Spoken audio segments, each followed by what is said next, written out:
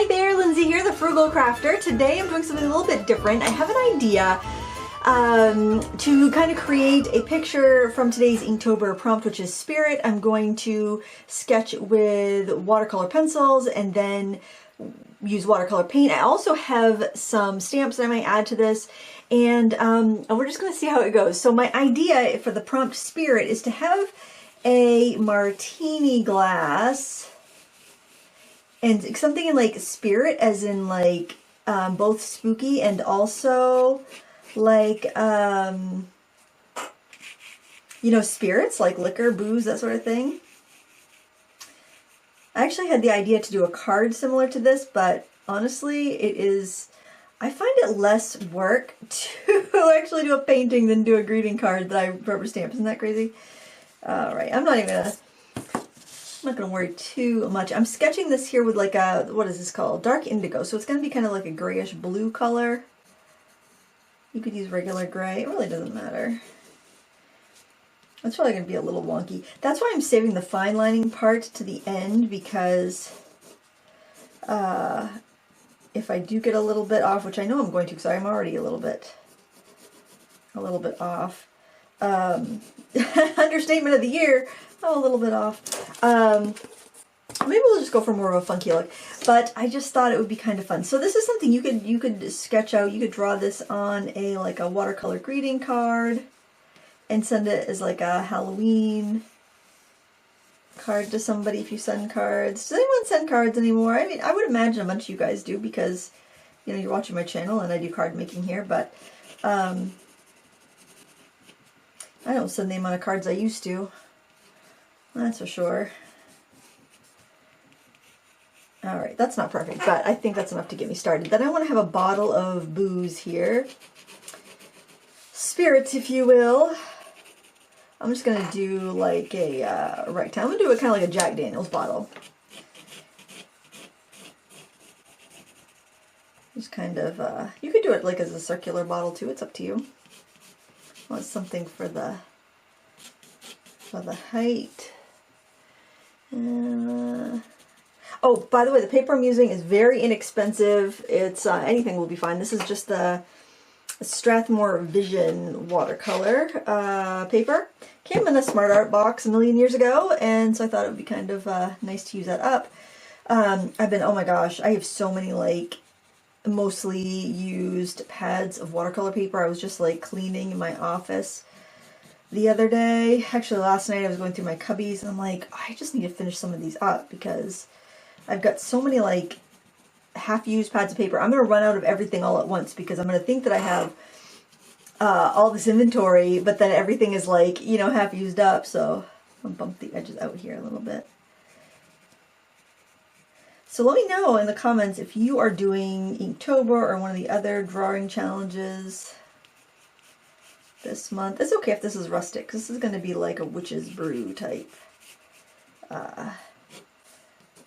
thing. Now, something I like to do is I flip it upside down, and then usually if I'm really off on something, it'll be very apparent when I flip it upside down. And I can eke things around. Eek! Get it? Eek! Halloween. I can eke things around a little bit with a brush, so like that wasn't even in the middle. What the heck? I draw a guideline and it's not even in the middle. I keep hearing noises upstairs. I think it's just the animals. Maybe I have a spirit too, I hope not. That freaks me out. Okay, so that's a good starting point. That's where we're gonna go for. I also have my Pretty Excellent watercolors here because I thought that I haven't used these in a while. They are my recommended like cheap watercolor set. They're very inexpensive, and I think they're a really great buy as far as like if you're looking for a budget set of watercolors. I think I want to put something in the background. I'm just gonna go ahead and wet the background. I did tape it down on all four sides, so I think it would be fun to get something in the background. Give it a little atmosphere.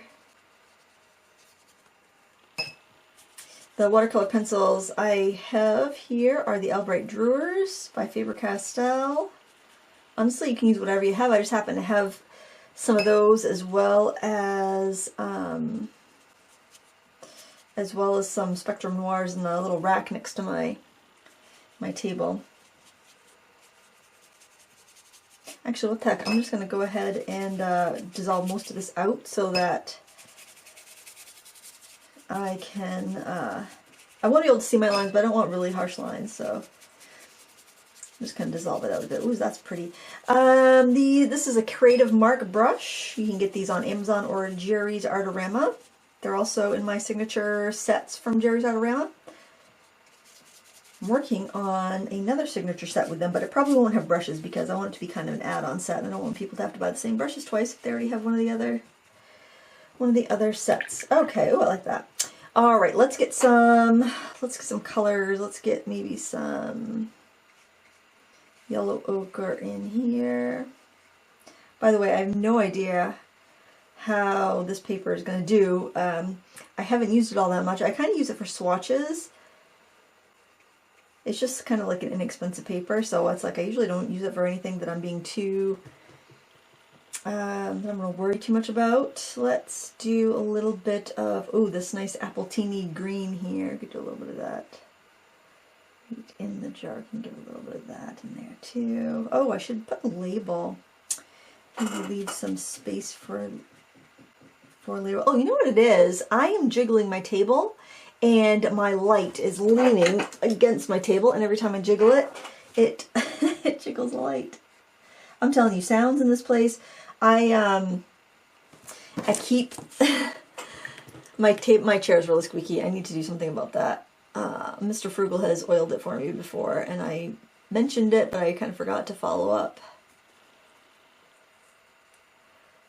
Oh, let me put some lavender in there for granulation. I've been on a granulation kick lately, and you know, a lot of your sets, no matter what you have for watercolors, a lot of those sets will have some sort of like granulating properties. They'll have some colors that like ultramarine blue and other colors that will granulate. In case you're feeling like, oh, I want granulating watercolors, but I'm just out of the loop. I don't have any of those paints now. You probably do. You probably do. And you know, when I see companies capitalizing on stuff that people already have and they just don't realize, it makes me want to like, it makes me want to expose them. It makes me want to expose those things. I think I want maybe some mauve, drippy mauve. I don't really have too much of a plan, guys. I'm just kind of playing here. I guess if it doesn't turn out, oh, it looks like a bloody hand, doesn't it? If it doesn't turn out, I can always scrap it. I'll be using this for Inktober regardless. Oh, by the way, anytime you get watercolors, you want to swatch them, and I make a swatch that will fit inside of my tin, so that way when I'm painting, I've got that swatch, and I can look, because look at all these colors that look very similar, and some almost look black. You want to see them swatched out. That's one of the things I love about this set. It's so inexpensive. It's $20, and it's great because it really behaves like a higher end paint. Even though I'm using it on cheap paper, it still behaves really well like a higher end paint. And I like that. Alright, I think I want to get maybe some shadows on the tabletop area, and then I'm going to dry this so that I can go over it. I'm going to do just a classic burnt sienna ultramarine blue shadow.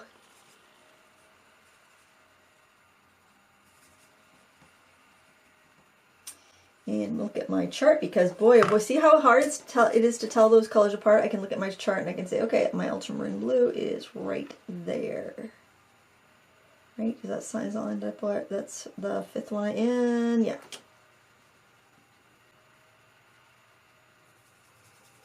See, it makes a beautiful gray.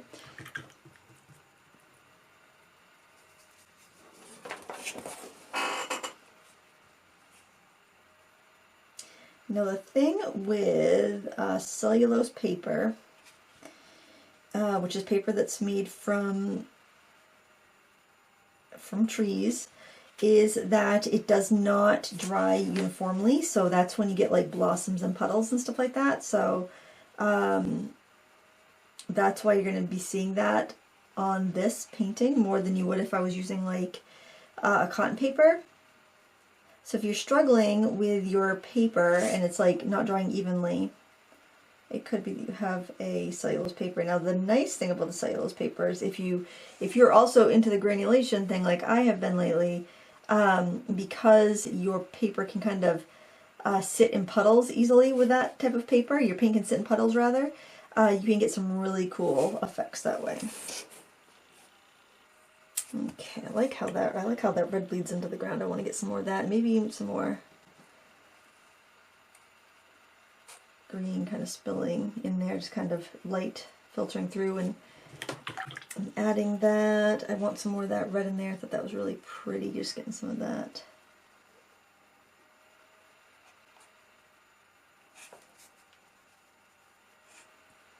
Nothing too fussy. We can even add a little bit of that up here into the edges to give it a little vignette. This is just, I'm just having fun here.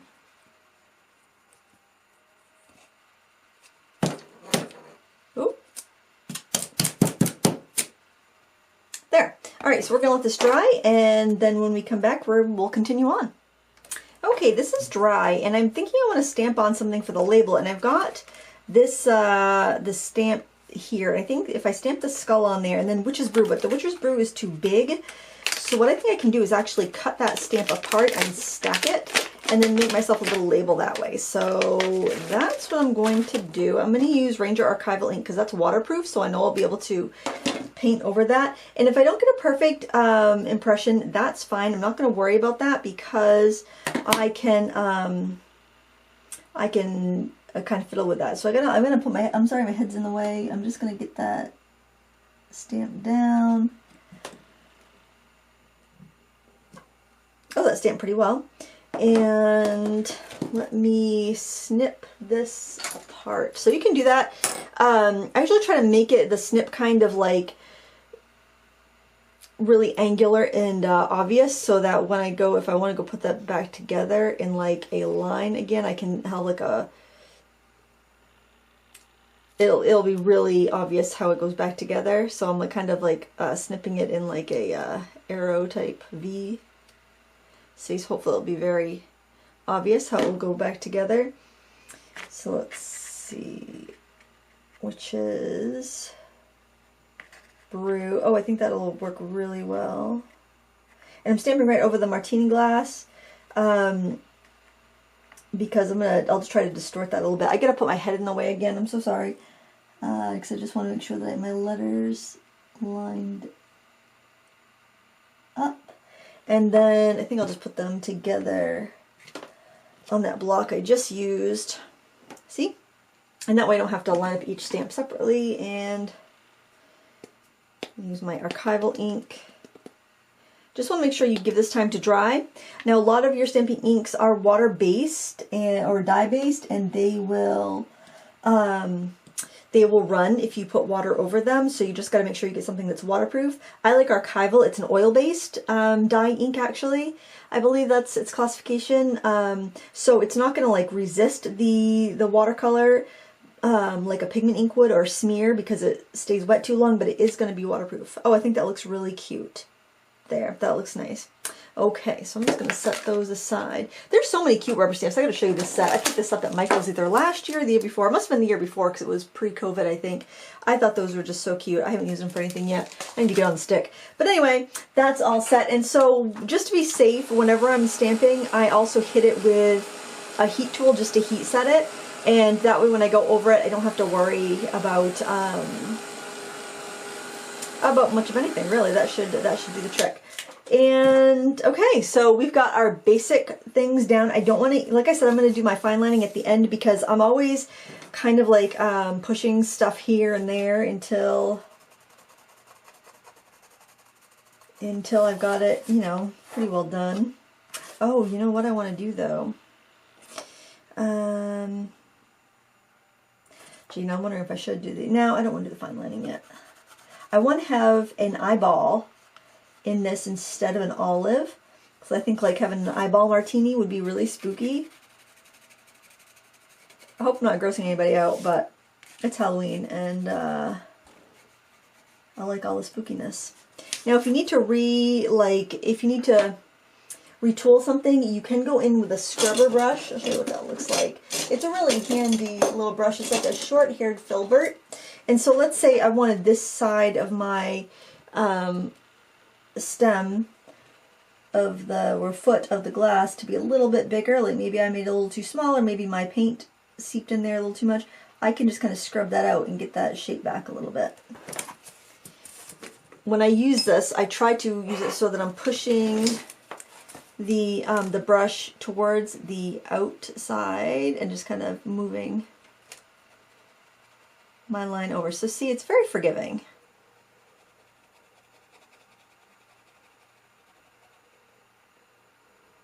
Because these are watercolors, they're not inks. And watercolor pencil I find lifts really well.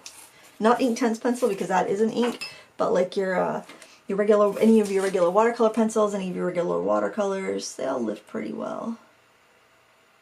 I feel like I'm getting a little pilling here, but that's more the paper, not the paints. All right. I think I might want to go with a smaller brush though, just because that one I had a lot of water, would hold a lot of water. Now, I'm just gonna make sure I stay in screen. I taped my paper down to a piece of foam core, and I like to do that because I like to move my painting around as I'm working on it.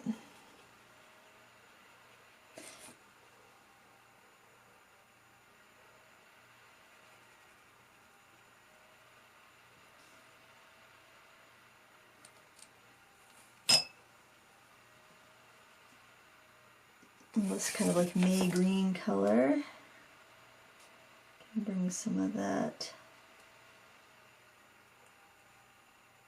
into the rim there. That's totally crooked, but we're not done yet.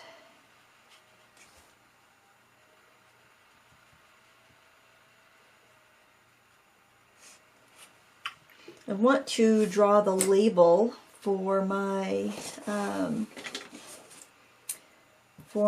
witch's brew here. I'm just going to go straight across, above and below it.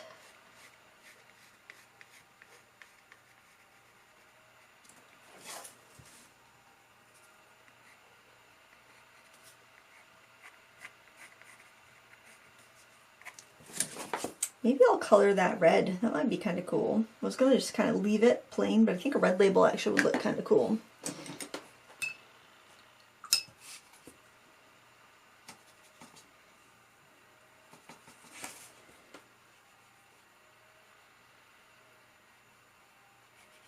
This is the same red we used in the background.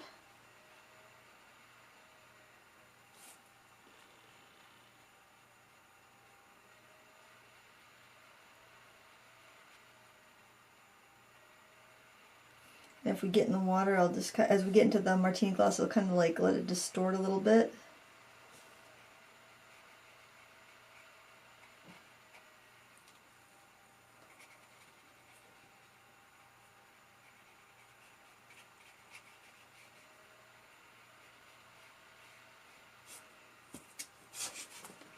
It's fun just to kind of play with an idea and pull it together.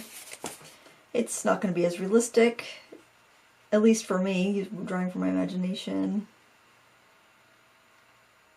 is not as realistic, but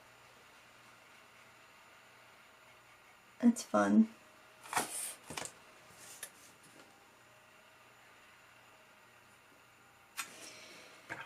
Okay, now to paint the, I had a smaller brush, didn't I? Or just a smaller one? I think I did.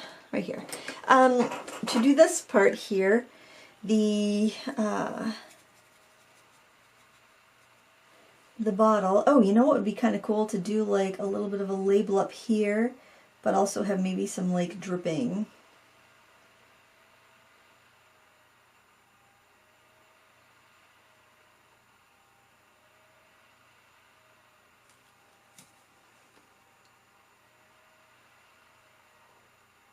Leave some space for maybe some dripping blood or something.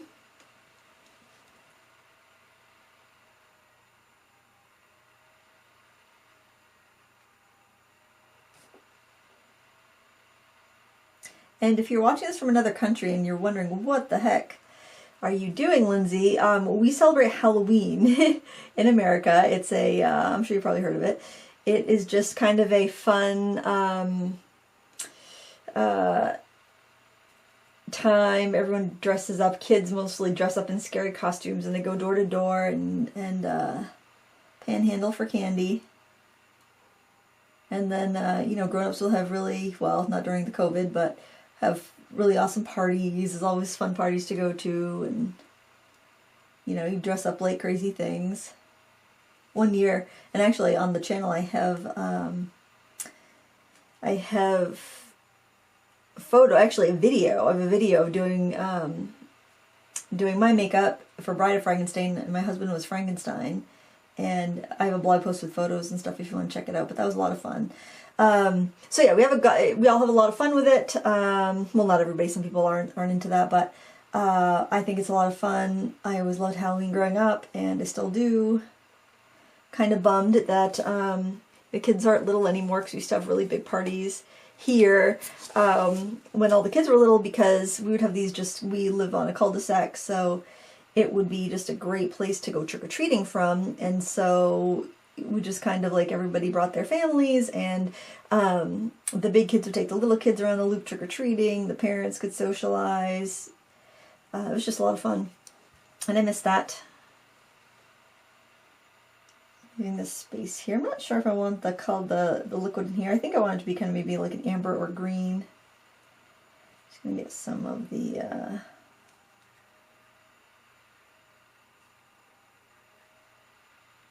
refractions in there. Ooh, what is it? The tequila has a worm in it. Maybe we could put a little worm in there. Ooh, that would be fun. Let's do that.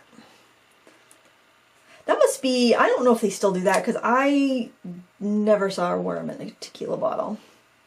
Maybe it got a bunch of bad press with, like, wasn't there like a scary movie with a tequila worm? I can't remember. I love horror movies too, but I seem to remember something like that. I'm just going to put a squiggle for our tequila worm. Looks kind of like Slimy from Sesame Street. Not too spooky. I'm going to get Slimy the worm. Let's do some details on there with the little pencil here. Well, it's Witch's Brew. I mean, come on, people. Yeah, maybe we'll just leave that for the green, then we'll just add some amber. Oh, actually, boy, that color's pretty. What is this? Like a raw sienna right here. Do the raw sienna instead of the yellow ochre. Actually, these probably do have names. Let's see. I did cut the back off my box. Yeah, look at that. The names on the back, if you buy the set, if you cut the back off the box, you can have the names right here. But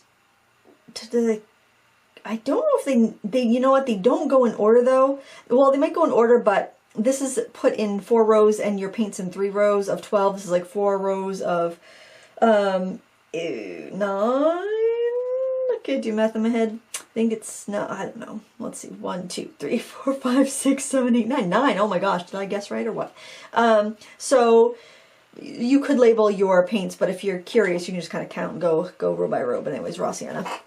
To make a long story short, honestly, I usually don't pay much attention to the printing on the tubes or printing on the box after my initial, like, making swatches and evaluating, because they print things so small. I know I sound like such an old person. It's hard to read. I love doing these kind of squiggly strokes when I'm doing glass, because I feel like it kind of looks like the refractions. I love the look of, like, liquor bottles.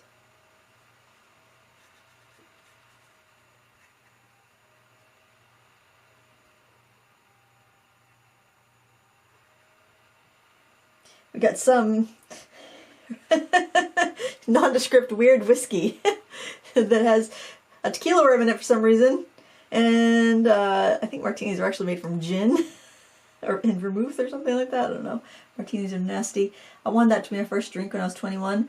And so my dad took me to a local restaurant and ordered me a martini. And my God, was that the nastiest thing I've ever had in my entire life. It tasted like pine sol. It was so gross. But I thought the martini was so classy.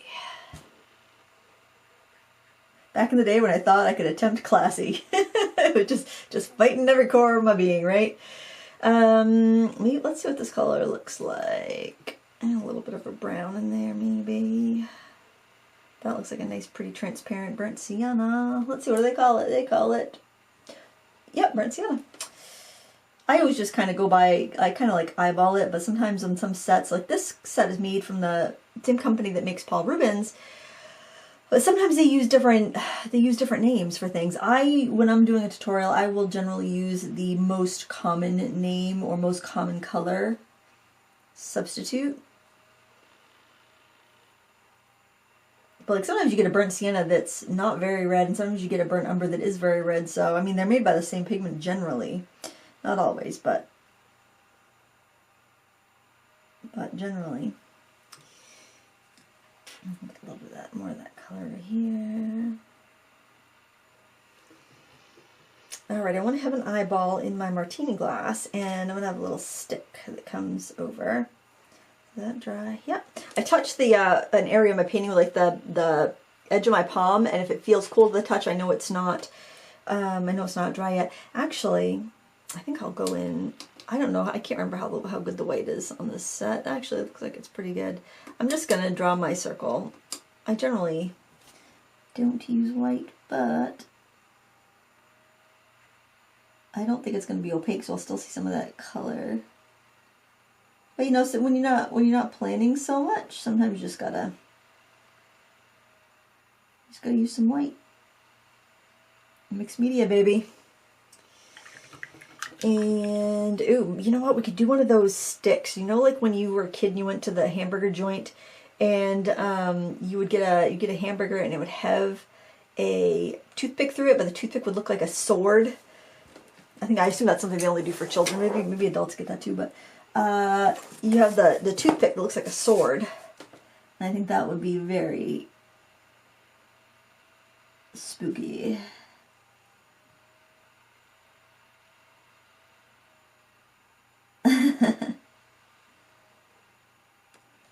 Yep, I like it.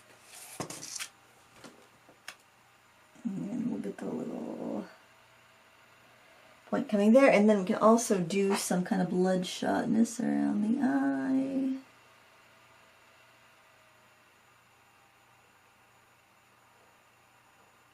Now some people will have an onion, right? A little tiny onion or an olive on their martini.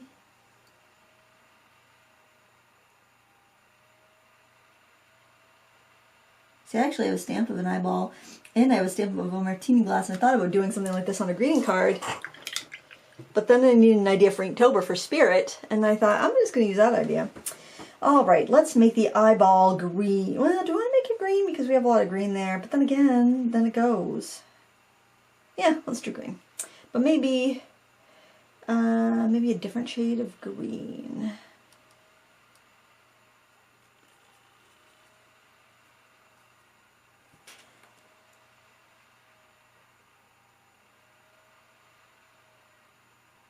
So it's kind of like an olive.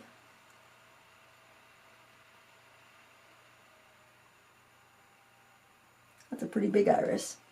We'll let that dry before we put the people in it. But there we get the gist. Alright, now let us define the edges of our glass here a little bit. Got to be careful around that toothpick though. We don't want to mess that up.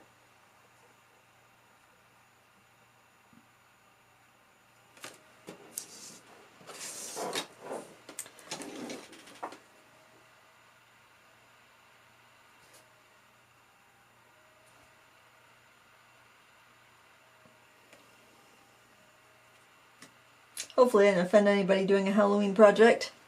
But then again, that's also what the skip button is for.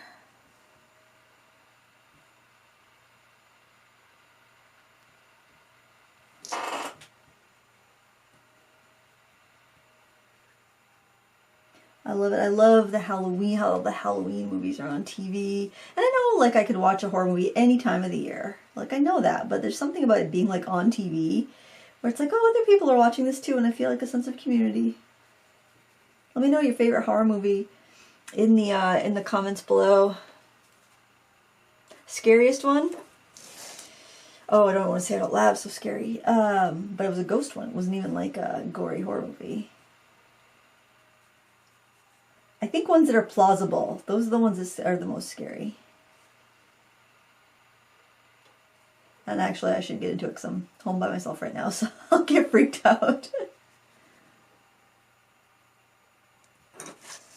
But yes, I do enjoy.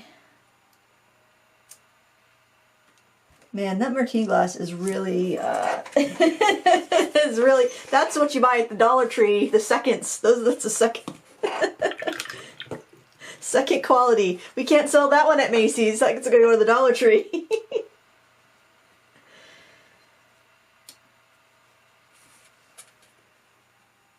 And hopefully we can fix it with a fine lining. I'm gonna turn this upside down. Oh my gosh. Alright, gonna color in my blood drips here.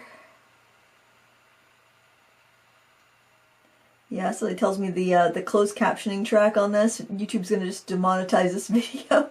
Oh, demonize it. Not demonetize it, it'll demonize it. Whenever I see the word demonetize, I think demonize. This could be wax, though. It's a fancy bottle. You know, get fancy bottles and they got wax over the cork instead of tinfoil. That's when you know they're fancy.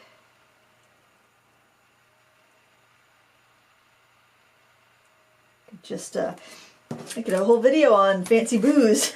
Lindsay's fancy booze, but booze, B-O-O-S. I don't know. I do like the puns. Okay, so maybe you have some drips up here too.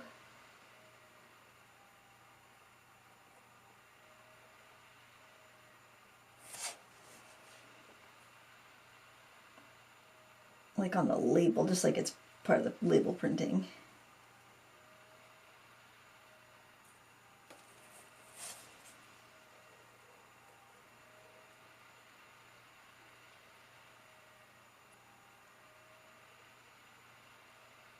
And then when you hit the glass, you can kind of distort it a little bit.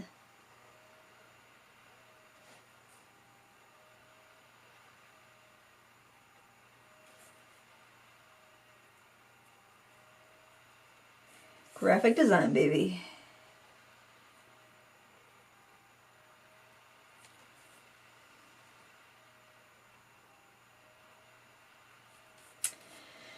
What else do we need? Besides the fine lining. Besides fixing this wonky glass. And I will fix it in the fine lining.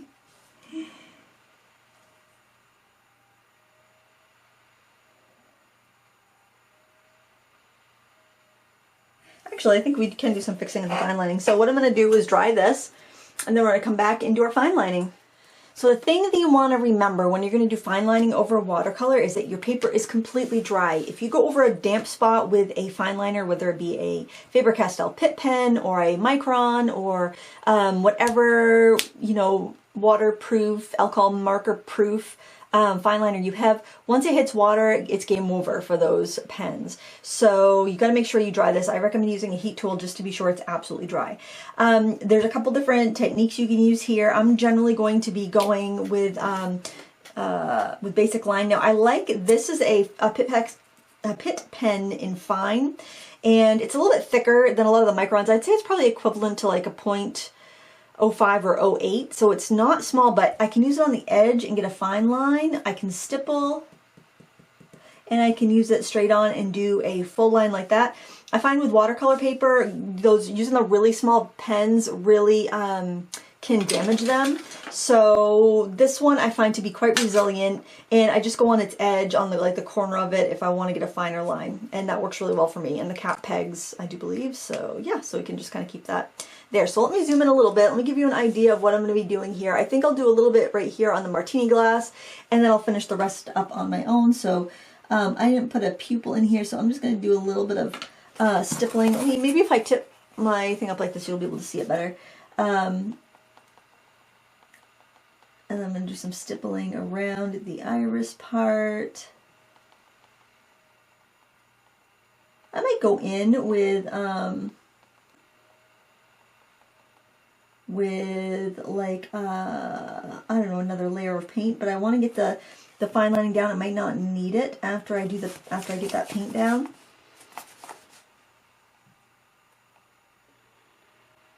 You don't have to line everything if you don't want to, but I feel like this would just look a lot better with an outline because it is kind of like cartoony. I do find whenever I go for my imagination, my work looks a lot more cartoony. But yeah. And then you can also kind of fix some errors as you're working, as you're doing your fine lining. So for me, turning things different ways, that helps because a lot of times I'll pick out a problem that I wasn't able to see before.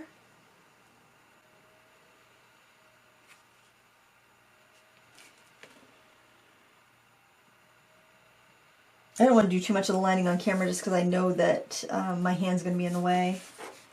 And I know that's aggravating to watch. So then if I turn it around, sometimes I can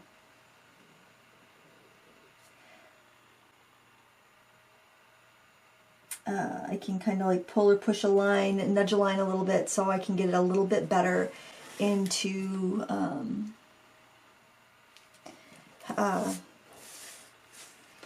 more accurate, well, that stem got a little thick, but that's all right. I can get it into a little bit more of an accurate place.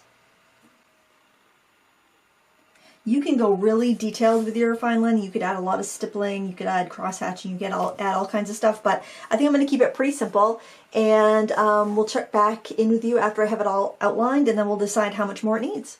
All right, the fine lining is done. I did a little bit of stippling, did some outlining, nothing too fancy. I do want to add another layer of color, so I'm going to go in with some nice deep red and just kind of add a little bit of like texture onto some of these, this wax up here. Add some bumps. Fill that in a little bit better.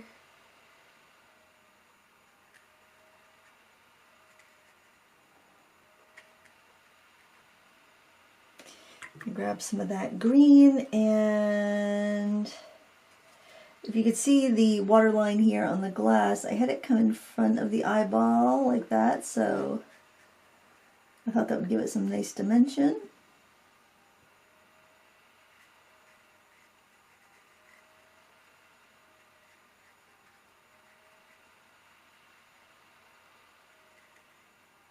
And bring some of these other colors around. I'm going to do some brown on the bottle itself, on the glass. Whoops.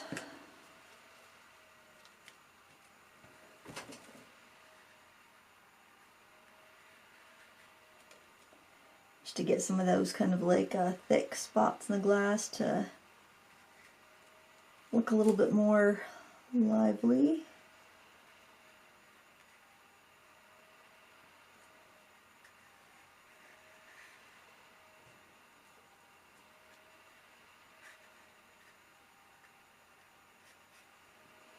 A little bit more of the raw sienna as well. Raw sienna is a little more transparent than yellow ochre in general, so that kind of depends if you want what you want. Also, I find that like some raw siennas will granulate a little bit, like the Cotman raw sienna granulates a bit, which is interesting because that's a student grade.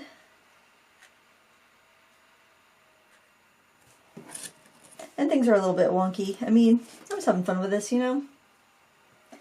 Get some reflections from that onto my glass. And this might actually be a good situation where you would want red spatters. I know there's a spatter debate, do you spatter, don't you spatter, but I think something like this where it is so bloody and Halloween-y and eerie, I think that, you know, having some red splatter on here would be just fine. Whereas this campy, this is fun. Lots of fun with it.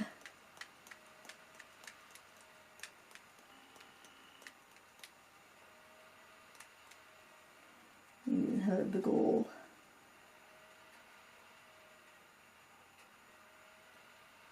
even have like a glass ring, like a coffee cup ring, you know.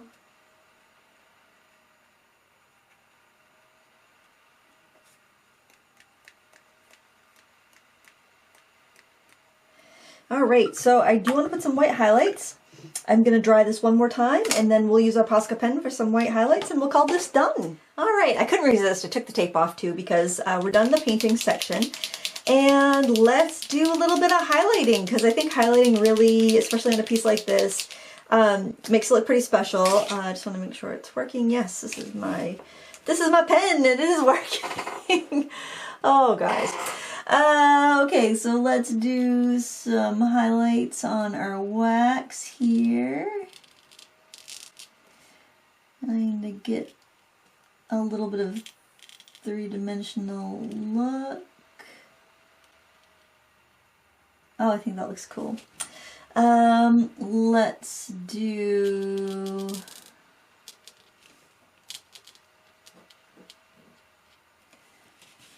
some highlighting on the glass. I might need to actually prime my pen a little bit.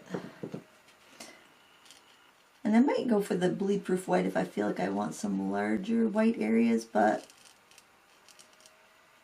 we'll see. I think this is going to do fine. So what I do is I refill my Posca pens with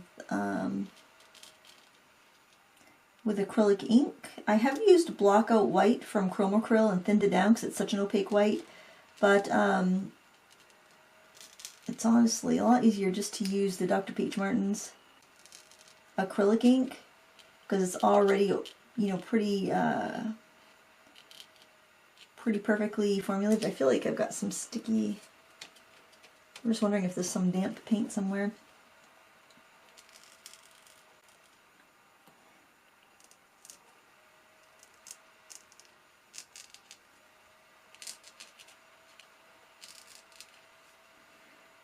Do too much. I don't want to draw attention to any parts of the glass. It might be a little wonky, which, let's face it, is probably a lot of the glass. Yeah, I got the back of it a little too flat, but c'est la vie, my friends.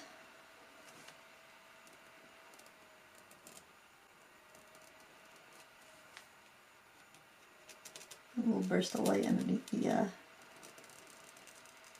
basin part of the glass.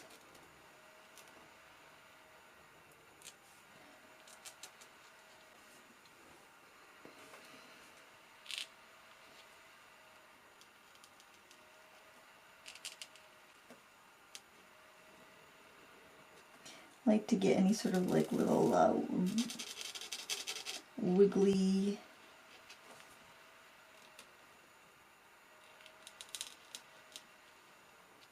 like, you know, where glass can be kind of like distorted. I like to get that. I like that. I think it looks pretty.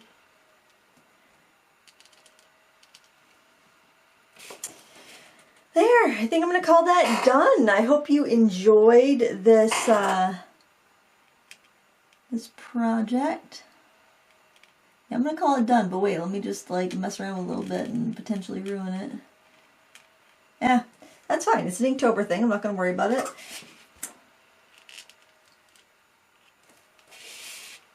Maybe see if I can pick up a little bit of highlight up here and bring that up a little bit higher though, because I did get that a little flat on the back.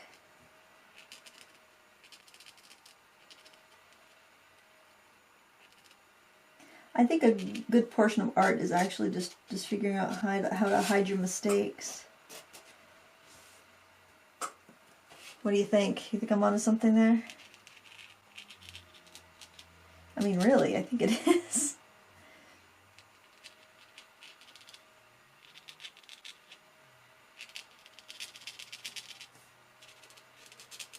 Oh, adding highlights is so much fun. All right, there you go. I'm going to call it done. I want to thank you so much for visiting with me today, drawing along. If you're doing Inktober, I wish you the best. I hope it goes really well for you. And how many days do we have left? Let's see. I'm filming this on the 6th because that's today's prompt. So, what is that? 25 days? 24 from when this video was up. I hope you're having a good day. Thank you so much for watching. Until next time, happy crafting.